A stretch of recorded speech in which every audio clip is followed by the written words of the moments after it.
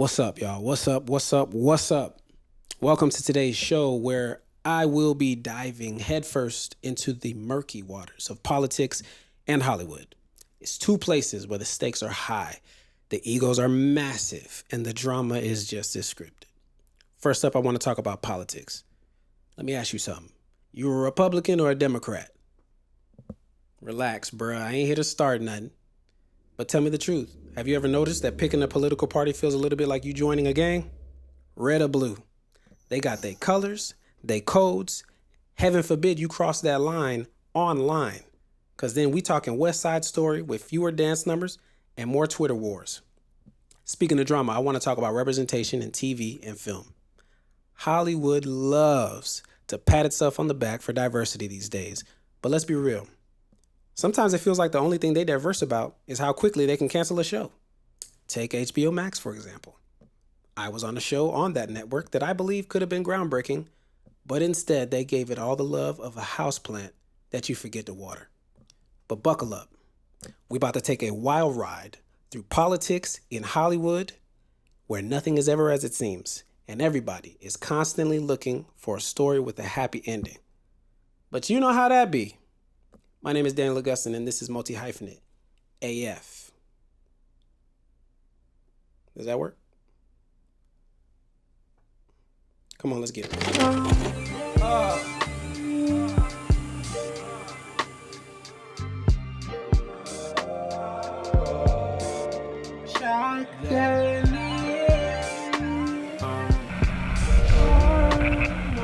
Red or blue? Democrat or Republican? Liberal or conservative? Left or right? Blue or red? What set you from? One of the things I find the most interesting about politics, it feels to me like politicians are basically these political Crips and Bloods. I don't know how else to put that. They're still fighting. I will go and take Trump out tonight. They're still doing dirty work, but it's all politics. And they will use or do anything they need to. The people who are voting for them seem to matter the least. Why is there even this theory that the CIA, the FBI, whoever had something to do with JFK being murdered? Let me not go off the rails too much here. I'm not prepared to do too much of the conspiracy stuff. Maybe I am. But I'm talking about this right now because I don't like to. But it feels more important to me now than ever before. I never felt like my vote mattered. It never felt like it mattered to me. It's always been too confusing. There's the Electoral College. There's the popular vote. What the fuck is all of this? Why aren't we just voting? That number is tallied up and then we're done. Maybe it is, but it doesn't seem like it because it seems like there's always some kind of loophole as it pertains to politics. It seems like there's always a loophole. And it's been so confusing that I haven't really been able to be passionate about this. I've been passionate about not voting. Truth be told, my voting history is extremely spotty. I voted for Barack. Selfishly speaking, I wanted to see a black man in office. I voted for him both times. I wanted to see a black man in office, and I was enamored with his oratory skills. I was enamored with the way he presented himself. I was enamored with the fact that he was this black man with this black wife and these two black kids. And he was quite the image, quite the presentation, quite the package. And it didn't seem fake. He ran his campaign on hope. Yes, we can. Yes, we can. Yes, we can. But did we? Have we? Can we? Can we? Trying to educate myself as much as possible. I'm 36 now. I don't feel as though I can continue on like this, not voting, not caring. So I've been doing research because things feel crazier to me now more than ever. Probably because I have a son. No, I think it's because I'm not a kid anymore and I got my own bills. I pay my own stuff. I got my own things going on now. I'm not just at my mama crib asking her questions like, who we voting for?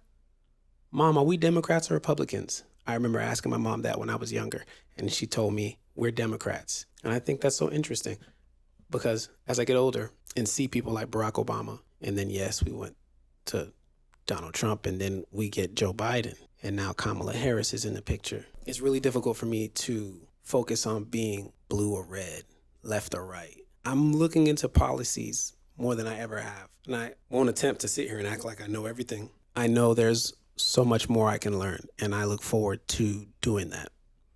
But when I'm watching Kamala Harris in these interviews, her past interviews, that is, because she hasn't really been doing many interviews now, I'm not sold on the person or the policies. When I'm watching Donald Trump in interviews, past and present, seen him in some documentaries as well, I can see why the Democrats don't want him in office. Let's just say that. I don't know that I'm sold on him either, but I keep hearing that when Donald Trump was in office, our economy was the best it's been. Keep hearing that. I keep hearing that. So I'm trying to do my research, right? So here's where I'm at. In researching, I've found so many different political platforms where I can actually be entertained while being educated, which is important for me. I want some pictures in my book. So I've landed on so many different political platforms. Candace Owens, CNN, Fox, Ben Shapiro, Patrick Bet-David, Roland Martin. One of those names I mentioned, Ben Shapiro. He released a video grading every single U.S. president. And I thought that was interesting because I'm not that informed. I'm not that informed. I've just felt too much as though my vote doesn't matter. I don't feel like I exist sometimes. Politics and policies just seem so... It just feels like it's been another world and I'm just trying to get my footing. So I've ignored this stuff. I haven't been that interested in this stuff. I voted for Barack and I voted for Biden because my wife asked me to, because he was talking about student loan forgiveness. I had no faith that he was going to get it done, but I voted because she asked me to. And I paid off my own student loans because it was like, what am I waiting for? Him, some guy in office who said he's going to do this for everybody? When? Where? Show me. Back to what I was saying. I've been watching a ton of stuff, and this guy, Ben Shapiro, makes this video about grading all the presidents. I'm going to put the link below in the bio. I watched this video, and I found it so interesting that he graded Barack Obama as an F. Is going to be Barack Obama. So Obama goes in the F category. I think he was an awful president. I think he did horrific work, mainly with regard to his rhetoric. And in terms of his legislation, I think Obamacare was an atrocity. Now, I don't know much about politics. I'm just now learning. I'm just now getting my feet wet. But Barack's never felt like no F president to me. An F is strong. And then he graded Donald Trump a B. And I think it's pretty clear that Ben Shapiro he a blood. He red, conservative, right, Republican. Pretty clear. So him giving Donald Trump a B, I didn't know how to feel about it. So I kept on doing research and I found this other documentary. This is it playing in the background right now. I'm going to put the link in the bio. This is a documentary about Barack Obama's time in office. It's actually a 3-part documentary where the first documentary is about his first 4 years. The second documentary is about his second 4 years, his second term. And then the third doc is about the switch up from Barack to Trump. Very interesting. So I'm watching this documentary and I found it fascinating how much we are not together in this country. I guess freedom of speech is really more so about people saying whatever they want to and expressing themselves how they want to. But having one clear vision feels absolutely impossible to me, especially after watching this documentary and a whole bunch of this other stuff that I've been watching. Barack gets in office, and when he gets in office, he's telling people, yes, we can. He makes this amazing speech, talking about there is not a liberal America and a conservative America. There's the United States of America. Powerful. Oh, crowd loved it. But he's a Democrat. And him coming on board talking about what he's going to do for the nation, I don't even think Republicans wanted to see that. Truth be told, I don't think they wanted to see that. And I don't think they wanted him to succeed at doing what he said he was going to do. A majority room filled with Republican get together, and they're talking about this black man who gets into office and how it's making them feel like this is a problem. And they come up with this plan that they, as Republicans, are not going to vote yes on anything he proposes. They all together, collectively, decided we will not say yes. We will not allow him to pass anything. So when I watch documentaries like what Ben, the video like what Ben Shapiro created, I find it informative, but is it too one-sided? Talking about Barack's an F because he didn't get this done and he didn't get this done. And all he did was Obamacare and he didn't get this, he didn't do that. But then when I watch this documentary, it informs me that it's not that he didn't do anything else. It's that he still got to work through the Republicans.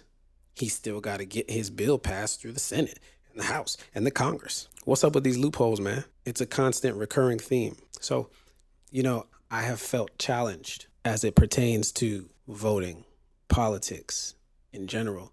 But it feels now that it's more important than ever because now I have more overhead than ever. I'm creating businesses. I've failed at business. I've succeeded at business.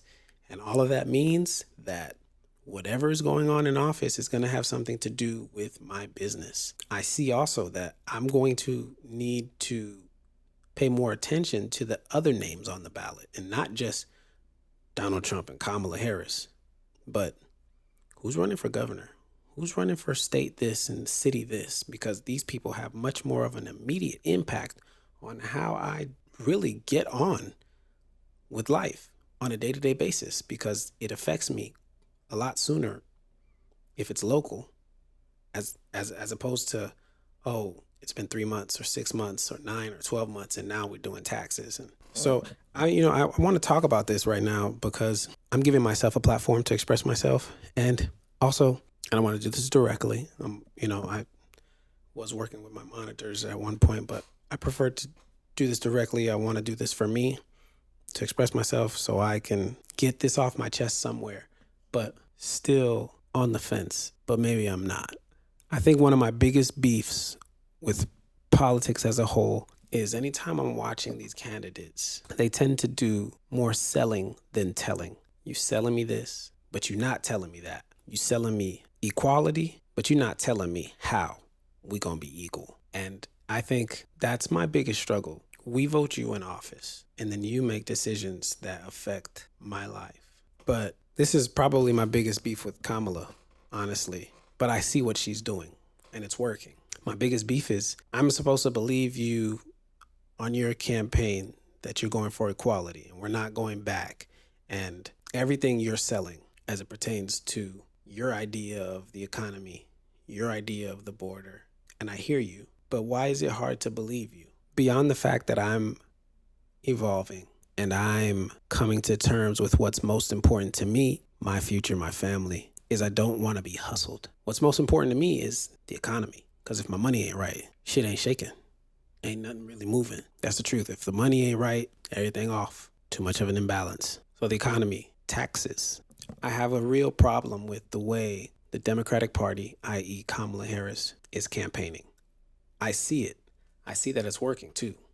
So kudos. Fantastic job as it pertains to trying to win the game.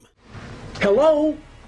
You play to win the game. But I am disgusted with the fact that there's more PR at work here than work here. I want to see Kamala Harris work it. Really get out and really talk about what it is exactly you're going to do and how you're going to do it and what your plan is so that you can make a believer out of me. But I don't think she's worried about me because I think she's focused more on women's rights. So she ain't worried about me. She's focused on winning. And when you're focused on winning, sometimes you move a very particular way.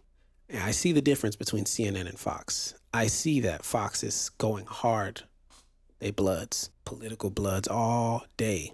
CNN, political crips all day. Breakfast Club, political crips all day. I see. But then I also see the commercials. I also see the ads, the way she's doing her press. So this is the last thing I'll say, and then I'll get out of here on this topic. I felt for years my vote did not matter, didn't count, was just going to get caught up in the cycle of electoral college and all that other stuff, popular vote. But with all the research I've been doing, philosophically speaking, I want to say that it does. And it serves more so as a census.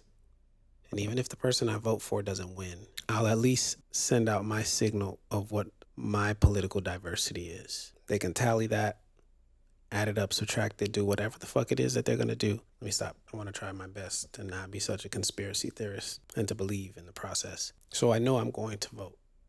I do know that. I know I'm going to vote. And I know right now with this time that I have, I'm going to be spending this time to look into policies, to look more into politics. I'm going to watch more documentaries. I'm going to get my hands on everything possible so I can continue to educate myself so that I can make a decision that I genuinely can get behind with gusto, with passion. Because even if the person I vote for does not win, this is my opportunity to express myself, to express my vision for what I want to see in the world. Doesn't mean that they're going to get any of the stuff done, but it'll give me the opportunity to express myself. So as of right now, I'm not in either one of these gangs. It's a game. Perhaps it really is just a game. They don't want to lose their job. What happens to Kamala if she doesn't win? Does she just lose her job, or does she get to go back and be senator? Or that position probably locked up. So they got to go hard. I just know I'm sick of watching them debate and all they're doing is talking trash about each other as opposed to talking about what you going to do for the people of this country, the people who voted for you. What are you really going to do? The people who say they want to save this country are often the people who are enslaving this country.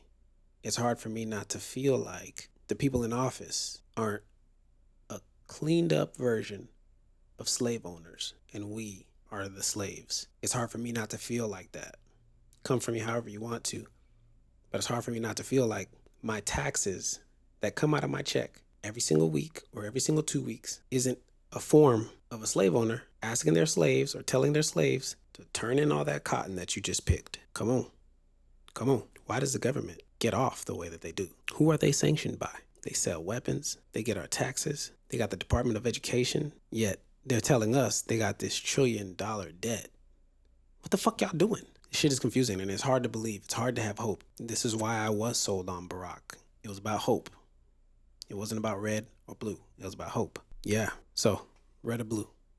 Blue or red? Left or right? Right or left? Conservative or liberal? Republican or Democrat? What side you on? TV industry is a trip. I've been watching House of the Dragon. Watched it while it was releasing. Been enjoying it. I was locked in. Not gonna lie, they definitely fumbled the finale. They seem to do that quite a bit, kind of getting off track here a little bit, but they do seem to kind of fumble their finales a little bit. Their finales don't always seem to really give this come back for more kind of energy. They seem to more so hit on like the pilot, like every other episode, they seem to like really hit you with something strong. Maybe that's a dose of medicine that you're supposed to, take one every 2 weeks type shit. Anyways, only reason I brought them up is because after the finale, it was during or after, I don't remember. After the finale, I went on HBO Max, on Max. I think it's Max.com. I don't think it's HBO Max. I don't remember. Play.max.com. Went on Max and I saw this graphic and they were using the show House of the Dragon to sway you into watching other content on Max. And I thought it was so interesting. You go on there and they ask you which one of the characters do you most relate to? Daemon, Rhaenyra, Alicent Hightower. And when I click on it, it takes me to another show and it'll tell me like this character is a lot like Catherine the Great. I think Alicent Hightower's character, if I'm not mistaken, or Rhaenyra. And they were essentially upselling me so that I would go watch another show on Max. Now, I don't know who's in the marketing department. This could be a brand new idea that they just came up with. And bravissimo. Whoever did it, I think that is extremely clever. And I think that was a fantastic idea. But the only reason I'm talking about this right now is because I wanted to say that when it comes to television, you will see where television, films, etc., the industry in general, you will see where the money is going.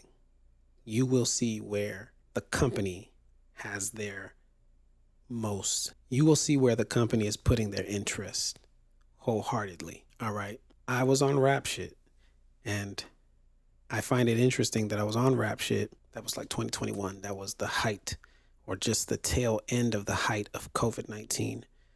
And call me crazy, but I think rap shit was a result of, I think Rap Shit was a result of not only their deal with Issa Rae, where, I think she has like a 5-year deal or something like that.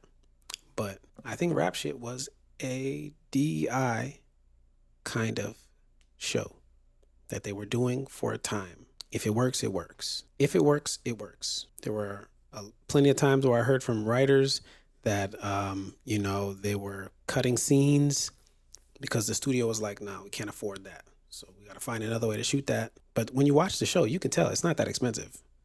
The show's not that expensive. I think there were things that the executives did that might have been a big expense, but the show was not that expensive. So as far as them canceling that show, I understand that that show is of different style, a different type of grace, a different type of language per se than House of the Dragon, Game of Thrones, White Lotus. But one thing I can say for certain is their marketing team was not working on Rap Shit the way they were working on House of the Dragon.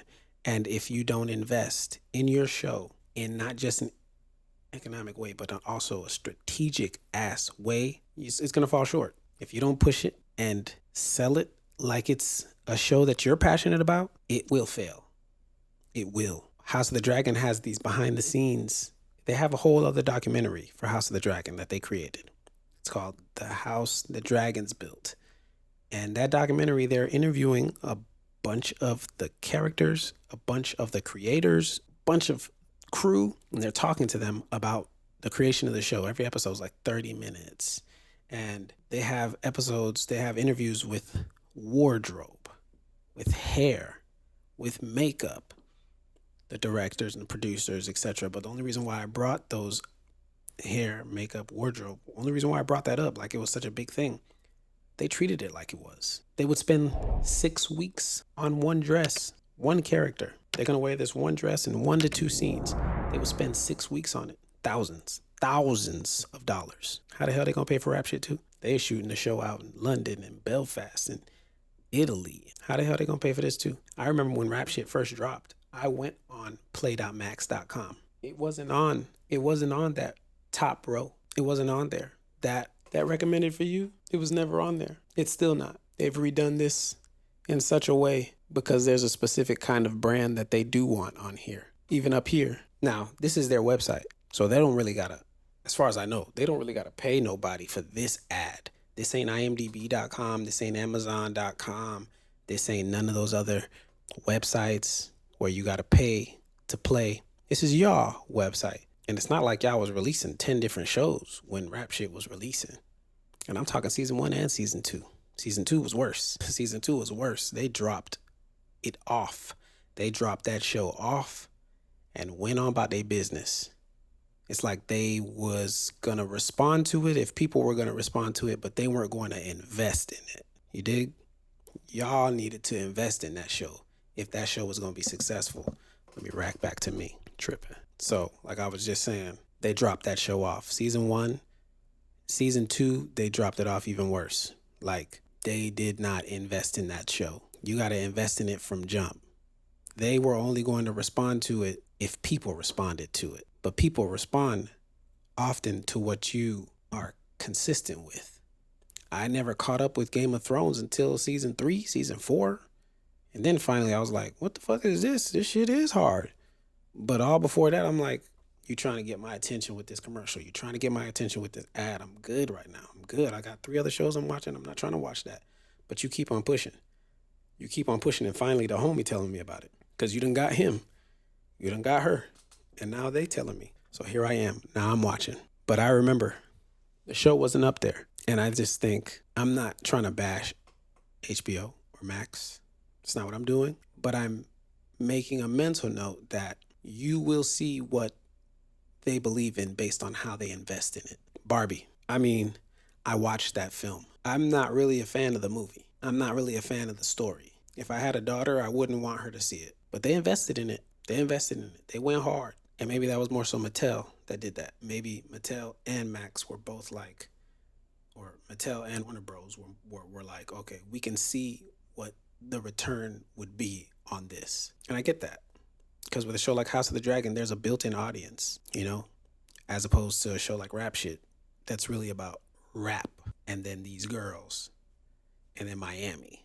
Miami isn't even the most talked about town as it pertains to television. What shows you see about Miami that are just hits besides Dexter?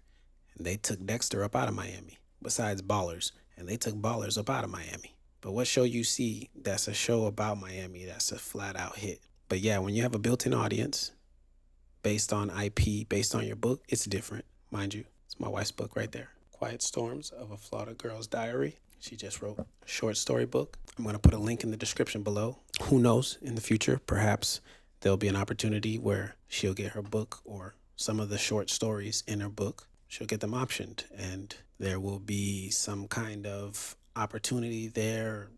Who knows? But what I do know is when there's a book in the picture, there's a built-in audience because all these different people have found it. They know how to respond to that more than anything. They respond to need. The market responds to need. If there isn't any need, there might not be a market. And I mean, while I was on rap shit, I can't even really say that the Haitian community was coming out and really supporting the show. For all I know, they didn't even know about it. But I think they did know about it, actually, when I think about it, because I remember there were people who would comment on my Twitter and say stuff like, is he even Haitian? Or, man, his Creole sound forced. There were people that I would run into here in Los Angeles, and as opposed to them really being happy for me, they really more so was, I don't want to say upset, but more so questioning me because I found an audition that they didn't. But I do believe wholeheartedly that had we marketed in a different kind of way, had we marketed where we didn't just market for some reason, the marketing seemed to only be about the two lead girls. It seemed to only really be about women in general. It seemed to be marketing based on this bad bitch renaissance. That's a cool concept, but I don't think that's that popular unless there's another draw to it. Like Entourage, in my opinion, worked because it felt like those guys were dropped in Los Angeles and they were dropped in the world of Los Angeles, so much so where the real 50 Cent is on the show. The real Snoop Dogg, if I'm not mistaken, was it Snoop? Maybe not Snoop, but the real Kanye is on the show playing themselves. And it just feels like, are these niggas really in LA? So now you got a show like this. And okay, great start. But what you comparing this to? Star? Queen Latifah was on Star. So there's a big name, big draw as far as why this musical works. You want to talk about Empire? You got Taraji P. Henson, Terrence Howard. Pretty big draw as far as names go. So for us, marketing-wise, we're just selling the girls.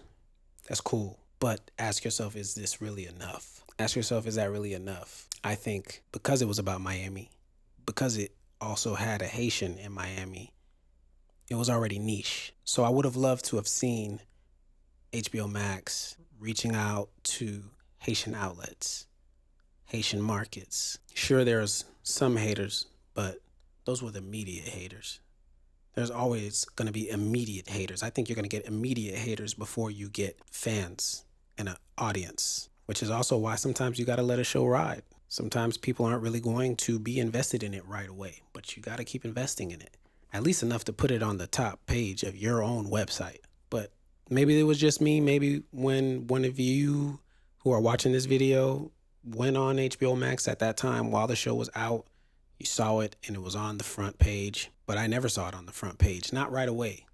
Not until after I went and searched for it and watched it once, twice, and added it to my list. Was it on my page? But this is your store.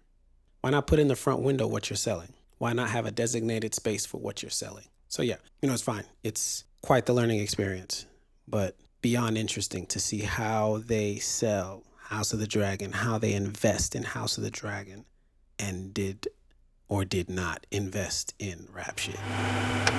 Representation is difficult in TV and film. To succeed as an actor, you almost need to be able to play politics. Let me not say almost, you do need to. This is something that I've learned, that I'm learning. You need to be able to be a politician, almost more than an entertainer. You need to actually marry the two, but you're gonna probably use politician more than entertainer. There's probably really only a couple segments where you get to be an entertainer, and that's between action and cut and maybe schmoozing at some kind of party, but the schmoozing can't last all night. You can't schmooze all night. You fuck around and schmooze all night, you're going to lose, all right? Representation is difficult because a lot of times people get into this game with their ego. They get into this game with this mindset that they can be successful and that they deserve to be successful and that they're special and that they're beautiful. All of those things, take them, have them. You are that for sure. But to make this work, you have to be a politician. And what that means is you have to be more of an lubricator than an agitator. That's something that I've struggled with a lot. I've had a lot of reps. And one of the things that I've struggled with is expressing myself to them in a way that lubricates them as opposed to agitates them. Doesn't mean I was wrong, ever. Have I been wrong before with what I've said to reps or what I've asked for? I'll say maybe 2 out of 10 times. And I'm just being nice. I'm just trying to be fair. But there's this idea that they work for you. In my opinion, that's not how this works. In my opinion, that's not how this works. It is, but it isn't. I hate to be flip-floppy. I hate to play both sides or be on the fence, but it's extremely confusing. But I do believe it's possible to understand what's really going on. Reps have firmly placed themselves in the way. They're like the electoral college or some shit. I feel like reps are low-key the real stars of the show. Not the TV show you're watching, the movie you went to go watch. They're the stars of the show. The show. They're the stars of the show. They're the stars of what's going on in the background that's making it all work. They're greasing things along. They're moving things along. And they know that. And if actors don't know that, if writers don't know that, if directors don't know that, then you might see them, approach them, speak to them, use them as if they work for you. Especially when you go to these acting classes. Part of the reason why I don't like a lot of acting classes is because those people teaching the classes aren't necessarily actors. Sometimes they are. Sometimes they're actors who haven't worked that much. Sometimes they're actors who are just telling you stuff that they've heard. Sometimes they're actors who are telling you stuff that they want. But they don't really teach you things like set politics between you and your reps. They'll talk to you when you ask basic questions about getting a rep, but they can't really teach you about keeping one.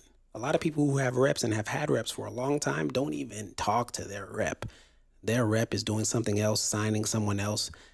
A lot of these reps, I won't say a lot of them, depending on what company, a lot of them are on salary. You get a rep on salary, they don't even need you. How the fuck they work for you? The company paying them. I was at 3 Arts. I was so happy about being at 3 Arts. But then I realized this is a little funny because the hunger here is different. They win differently here. And if my manager is making his money, his or her money from the company and not from me, does he really need me? Do my ideas really matter? Shit, you getting paid more than me, to be honest. Unless I'm on a show, and it ain't every actor on a show. I'm going to try to find a percentage of how many actors are out here in the world and how many actors are working. Guarantee you that number is ridiculous. Guarantee you that number doesn't make any sense. Guarantee you if I saw that number, I might even second guess why the fuck I'm doing this. It's probably like 20%. I think reps, I'm not talking about all reps. So if you're a rep and you're watching this, you take it however you want to take it. But I've had a lot of reps at a lot of different companies, small, mid, big. And I personally think reps have huge egos that are hidden behind a company name, but they'll tell you that you're the star. I think they have bigger egos than you, but they will tell you that you're the star. They'll tell you that you're the star all while taking 10% of your money. They get your money first. They're in control of low-key everything. In a lot of ways, I've looked at the rep and talent relationship like a pimp and his hoes or a pimp and her hoes. They get some work. They send you some work and you go out there and you slang that thing, hoping to land a return customer, enough to where you are recurring, series regular. And it doesn't sound like a lot when you hear 10%, but when they're getting 10% of 60 actors' income on one job or a multitude of jobs, they banking. If they making 10% on these actors' jobs while getting salary, come on. Stop playing. So I have so much I can say about this, and I will get into this a lot more, but I'll leave it at this for tonight. That video of Taraji P. Henson when she cried and she was talking about, why am I working this hard? And, the reason why y'all haven't seen me, this, that, and the third. And I get where she was coming from. She said something there, and I'm going to make another video where I'm going to talk specifically about what she was talking about the whole way through and through. But she said something there where somebody in the audience asked her about her representation, and she said, I fired them. And then she kind of backtracked a little bit and was getting ready to say she kind of regretted it a little bit, but then she was like, but nope, and she kept moving forward. What was the best acting business decision that you made? So whether that be representation-wise... Firing everybody after Cookie. Everybody had to fucking go. Where is my deal? Where is my commercial? Cookie was top of the fashion game. Where is my endorsement? What did you have set up for after this? That's why y'all haven't seen me in so long. They had nothing set up.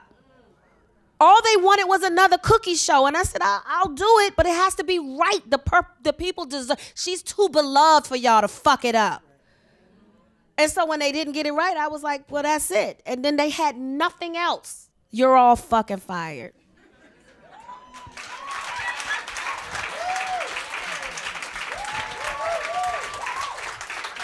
I mean, I'm going to say this, though. It took me years to get there because I did have a bit of Stockholm syndrome. Baby, it's very real.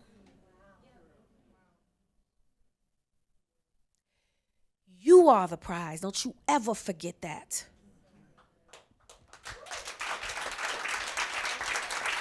You are the talent. You are their check. Don't ever forget that. They work for you. And if they're not, somebody else will do it. But I had that for years because I stayed with the same team for years. And now I don't have a lot of regrets. But that's one thing but no, I'm not going to say that. I'm not going to say that because God, the way he continues, motherfucker God, continues to...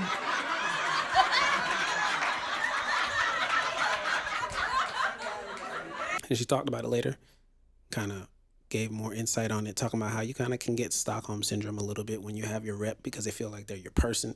They're telling you that you're their person, and you don't know who else to trust. You don't know how you can get another rep out here. It's not that easy. It's really not. Lower level, maybe mid. It's not necessarily easy to get to mid, but lower level, yeah, there are some ways for sure. I can tell you some ways easily to get on with a rep of some kind, But it's not that easy to get a respectable rep who's really about their shit, who really knows their shit, who isn't just telling you shit. Part of the reason why it's not that easy is because there are different tiers. With the different tiers, there are different types of people at each tier as well. So if you're at a lower level place, you might get a grinder, but that grinder might not necessarily be as plugged up or connected to the industry. They might just be a grinder because they're trying to get on too. Or you might get a grinder who actually is plugged up, but prefers to be at a lower level because they too don't want to fuck with the politics of a CAA and a William Morris and a da-da-da-da. But it's also very difficult, not just because of the tier system, but it's also very difficult because there is a gate. There is a gate that they use to keep actors out. Actors can't even really just send an email to their favorite rep. You can go ahead and go for it if you can, one, find their email, but also, two, if they accept emails. A majority of these people don't even accept emails. They don't even want your query. They don't want to hear from you like that. So you're liable to write them, tell them why you're perfect for them and why y'all could be perfect together. You could write this amazing query. A lot of them won't write you back. Managers will write you back before agents, but a lot of representatives in general won't write back. And I think in part, a lot of the reason why is because of the gate, and the gate keeps you outside. The gate makes you want them. The gate makes you need them, even though you're the star. You're the star. You're beautiful. Look at you. Oh my God, look at you. You are the prize. Don't you ever forget that. You are the talent. You are their check. You're the star. But they can keep you out the gate. And if they keep you out the gate, you're probably not really going to get in the building. There's only a few creators who accept auditions from actors who don't have reps Tyler Perry's one of the few, but a majority of people spend more time talking shit about his work than they do appreciating the fact that it might be an opportunity to get on. But he's one of the few people where you can actually get on and get some work. My wife has booked pretty big roles on Tyler Perry's show. She booked a show on there that Tyler Perry had created called Caught Up, released, I think, 2023? I think so, 2023. She just auditioned for that right off of Actors Access, right from the website. She sent her thing in and got it. I don't think she had a rep at the time. She got that job on her own. But it don't really work like that, and it's not working like that either. Actors Access has changed. It's not really the type of website that has that heat. Nowadays, when I see roles on Actors Access, it's more so roles for, hard to hire roles, very diverse roles that every rep doesn't just have that kind of actor. But what I believe is happening, though, is when you do reach out to a rep via your email, your query, mid-level, top-level reps, most specifically, a lot of low-level representatives might be looking for people or might accept your query because they're a smaller company, and so they have a different process. But a lot of times, if you reach out to reps, especially agents, let me use agents in particular, reach out to an agent, 99 out of 100 times, they're not going to write you back. You can have an amazing resume and all. They're not going to write you back because a lot of agents don't want to work with you unless you have a manager. Now you just went from 10% to 20% because a lot of agents only respond to the manager's email. So they only respond to the referral. So they only respond to the other professional who serves as a third party. So they only respond to somebody else that they can talk to instead of just you. Head spinning. It's ridiculous. So this is a hard ass business to really get on and thrive in because it's much deeper than your beauty. No, seriously. It's much deeper than a handsome man, potentially, or a very beautiful woman. It's much deeper. It's, can you lubricate me? Can you get me going? It sounded hella awkward. Oh my God. Can you get me going? Can I like you? If I like you, if they like you, they'll fight for you. If they like you, they will push you. They will get you here. They will get you there. They will. And it might not seem like it's doing anything, but the wheels are turning. The wheels are flowing. But a lot of times you can make your suggestions to your reps and they might say yes and not really do it, or they're liable to just push back, rebuttal, tell you why it won't work. So it's really challenging. The game is the game, though.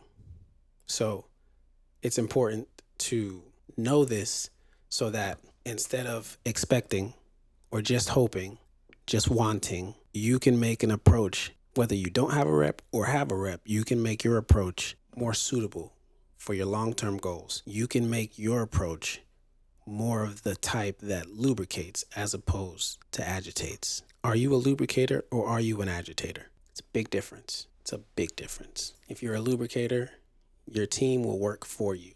They don't work for you, but they will work for you. They will get behind you and work for you. But the whole idea that they work for you, that one statement that Taraji made, listen, man, I think it's important to stay away from that kind of statement. They work for you. No, they don't. They don't have to. They really don't have to. And they can go hire somebody else. And yes, you are special. You are very special. You. I'm talking to you. But they don't have to work with you. They don't. They don't. They can go hire somebody from the UK.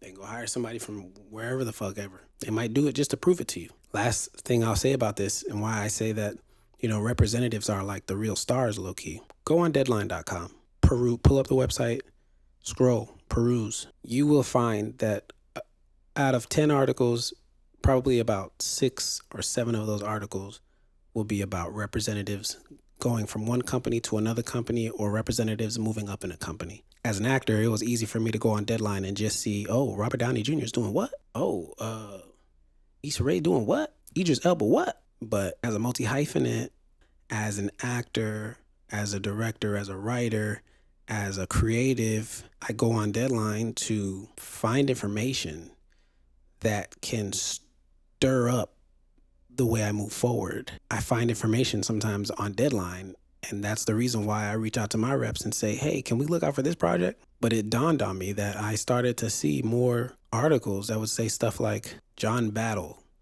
leaves Bubble Storm Agency and signs with CAA. John was once a literal manager, but is now going to head the animation department at CAA. And in the comments, you'll see 3-4 people who are like, yeah, I love John. Lubricators. Yeah, I love John. Da-da-da-da. Go, John. Go, John. Go. But you're going to see more of that shit than you're going to see Actors News. And part of the reason why you're going to see more of that than Actors News is because there are representatives who are making moves as well. They are stars of the show. They are. Period, point blank, they are. They are stars of their own thing. They're doing their own thing. They don't actually necessarily need us like we think they need us. They don't necessarily need us the way we want them to need us. They will need you when the time comes that you've already done so much that you are completely undeniable. Completely undeniable. That's when it's easier for them to be like, yeah, I work for you. What do you want to do? Oh, you want to start your own company and I can help you head this department? I'll do it. But all that shit that you see on Deadline, it mostly has to do with them making their own moves or them making a move with another big name talent that can afford to make that move, and they can afford to make the move with them. I want to wrap this up. As far as reps go, you need them. You need a good one. I'll talk about what Taraji said. She said that, after Empire, where was her next thing? Where was the next thing? How come she didn't have the next thing lined up? I don't disagree with her. I honestly think 90% of reps absolutely are terrible. I do not say that lightly. I think 90% of reps suck.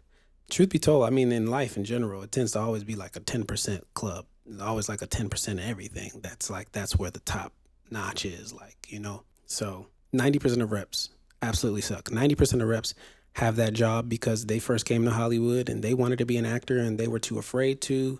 And they got a gig at CAA in the mailroom and they've just been there for 10 years and it's kept them close to the business, A lot of athletes, they leave the game, they're not playing anymore, but they become analysts. And it's like, that's their way of being close to the game.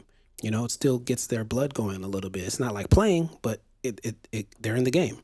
They get to talk about the game. They get to break it down. They get to do the things. And, so a lot of them are like that. A lot of reps, a lot of people in the industry in general, a lot of reps, a lot of casting directors. I don't know that I've heard anybody's story just yet. And they said a story on some I just always wanted to be an agent, or I always wanted to be a manager. I always wanted to be a casting director. I don't tend to see that. I don't think I've ever seen that. I don't remember ever hearing that. And I've gone to so many different SAG seminars and I watched so many different seminars, and I tend to always hear people say, I tried acting, wasn't for me, and now I'm doing this. Got it. Nothing wrong with that.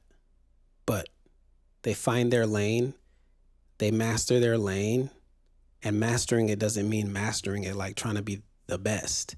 It can easily mean mastering it to understand how they can progress personally. How can they win at this company that they're at? How do they win? Are they winning because they're getting salary? Cool, got it, I'm good. Are they winning because they just so happen to be getting salary, but they also really give a fuck because they really like their couple clients and they really love TV and they're really passionate about TV and film. And because of that, they're creative as fuck and they're making moves and different top 10%. So what Taraji was talking about when she was like, where is my deal? Where is this? Where is that? How come I ain't got no clothing deal? Cookie was this, Cookie was that.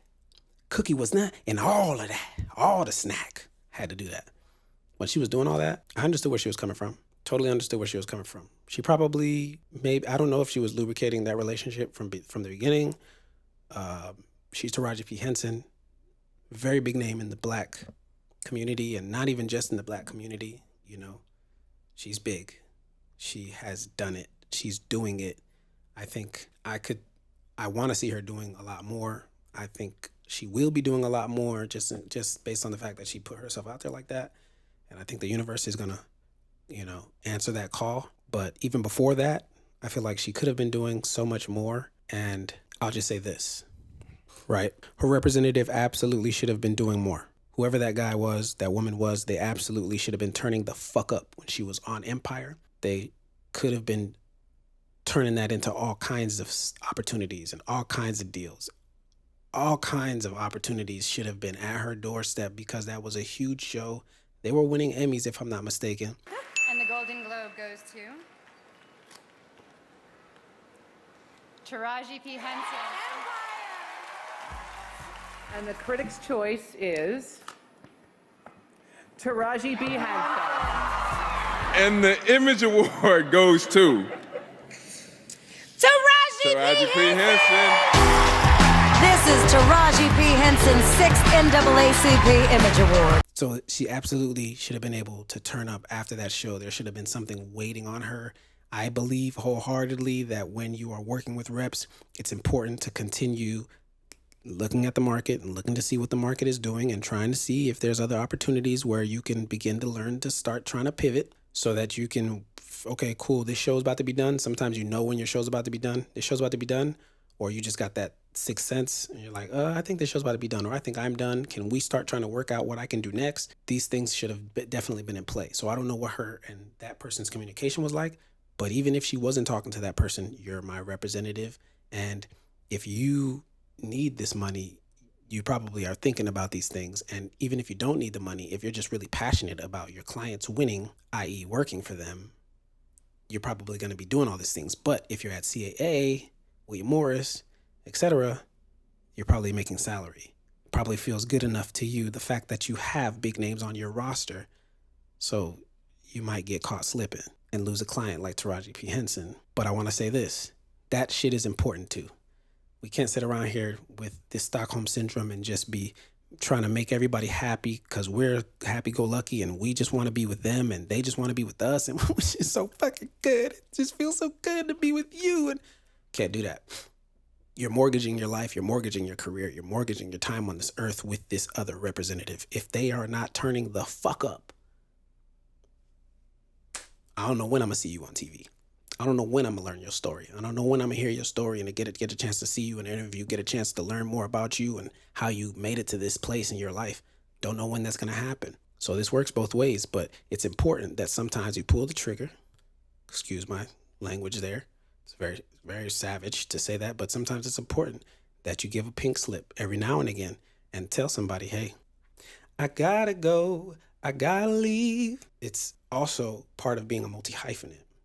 And I think Taraji P. Henson would have absolutely been working a lot more. I think she got a deal at BET, but I absolutely believe she would have been working a lot more in the past. I believe it's about to happen, putting that out there. But I absolutely believe she'd have been working a lot more had she been more of a multi-hyphenate, not just in the area of doing hair products and stuff like that, but a multi-hyphenate in this business and doing things like bringing the thing to your rep, lubricating the rep and letting them know, hey, you know what? I read this really dope book. I love this short story. I read this article in the newspaper. I read this thing in a magazine, and I just think this is so good. This really spoke to me. Can you help me make this? Can you help me make this? I'd love to be a producer on this. Just like that. Done deal, especially since you're at CAA and you're somebody like Taraji P. Henson. Done fucking deal. Done data. It's done. It's a wrap. They're going to get on it. The right rep, that 10%er, they're going to get on it. And it might take a year, might take some time, but they're about to get on it. And you at least won't be sitting out that whole year. You will be working on that thing already. It's about to be set in motion. And now, at least you know what you're about to do next. And now you're not just an actor. You're a multi-hyphenate. You're an actor and a producer. So I think it went both ways.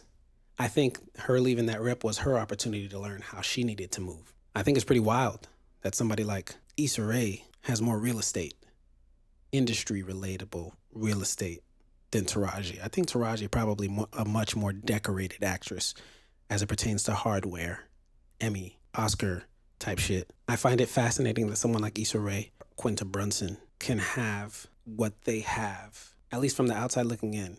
Quinta Brunson with ABC, Issa Rae with Max. I find it fascinating that those two women can have what they have, industry, real estate wise, and Taraji be somebody that's saying that this production company is not taking care of her and they're not keeping her safe and they got her driving to work and they're not paying her enough. That's wild.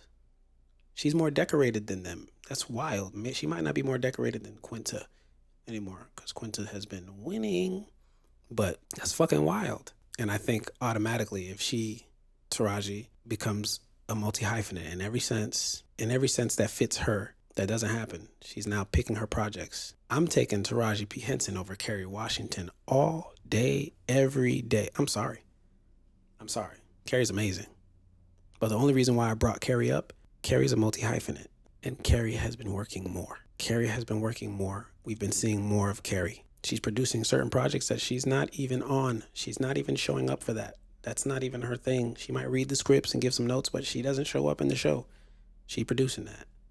She getting paid on that. So the way we move is huge. We're not just actors. Even if you think you're just an actor, okay, go ahead, do that. I can't tell you nothing. Be that actor. But dog, it's bigger than that. Opportunities are about what you can see. So representative wise, getting a rep, having a rep, keeping a rep, and building with a rep is very challenging. That shit ain't easy. That's probably the hardest thing you're gonna do is finding the right rep. Sometimes to find the right rep, you gotta go through the bad ones. Gotta go through the numbers. It's like batting average. You hit 3 out of 10, you're making millions.